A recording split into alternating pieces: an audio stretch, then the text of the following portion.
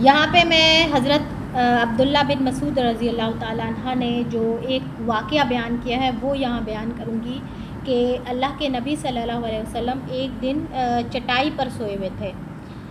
جب آپ صلی اللہ علیہ وسلم اٹھتے ہیں تو ان کے یہ جو ساری مطلب بیک پہ پیٹھ پہ سارے نشان پڑے ہوتے ہیں. جب عبداللہ بن مسعود رضی اللہ تعالیٰ عنہ فرماتے ہیں کہ اللہ کے رسول صلی اللہ علیہ وسلم اگر آپ اجازت دیں تو ہم آپ کے لیے ایک ایک نرم دا بستر بنوا دیں جس پہ آپ آرام فرما سکیں.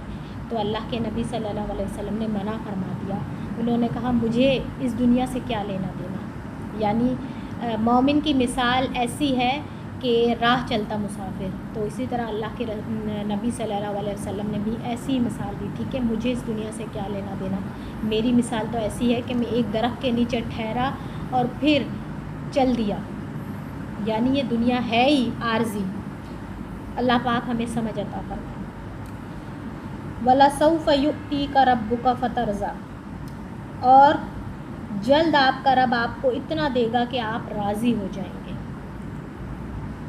یعنی اللہ تعالیٰ نے واقعی آپ کو ضائع نہیں کر رہا. اللہ تعالیٰ ہر کسی کو کچھ نہ کچھ عطا کرتا ہے، پر ہم انسان ناشکر ہیں. ہم وہ عنایتیں وہ چیزیں دیکھ ہی نہیں سکتے. ہمارے پاس وہ آنکھ ہی نہیں ہے. اگر ہم دیکھنا چاہیں تو ہمارے پاس بہت سی چیزیں ہیں جو اللہ تعالیٰ کی عطا کرتا ہے. سب سے بڑی نعمت صحت کے بعد آپ دیکھیں کتنی چیزیں ہیں جو رب نے ہمیں بن مانگے دی ہیں، مگر ہم صرف انہی چیزوں کو گنتے ہیں، انہی چیزوں کی گنتی جانتے ہیں جو چیزیں ہمیں نہیں ملیں.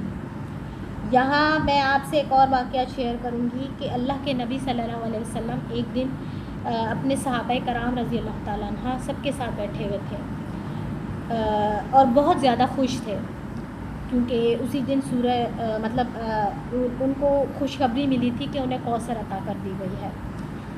تو جب صحابہ نے دریافت کیا کہ آپ صلی اللہ علیہ وسلم بہت زیادہ خوش ہیں، تو اللہ کے نبی صلی اللہ علیہ وسلم نے فرمایا جی مجھے آج کوثر عطا کر دی گئی ہے. یعنی وہ کوثر، وہ حوض جس سے وہ اپنے جو ہے صحابہ کرام اور اپنے جو دوست پیارے لوگ ہیں ان سے پانی پلائیں گے.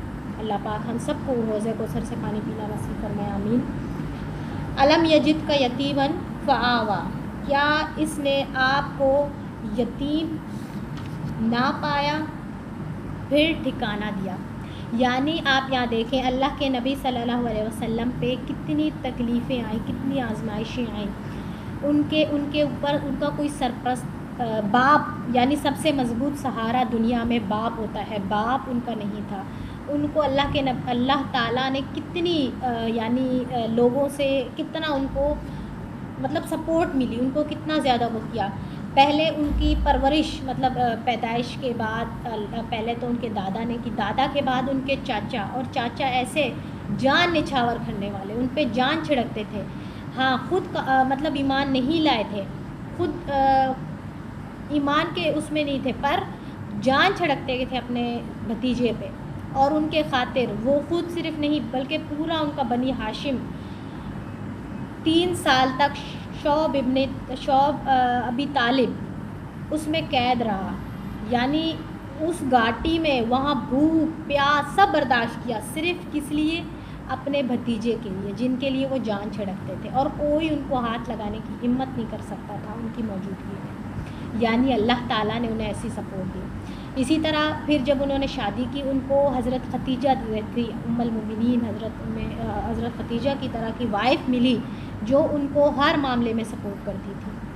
یعنی اللہ تعالیٰ نے انہیں ایسی سپورٹس دیں، ان کو اتنا زیادہ وہ کیا، اور کہ وہ اللہ کے نبی سب سے چہتے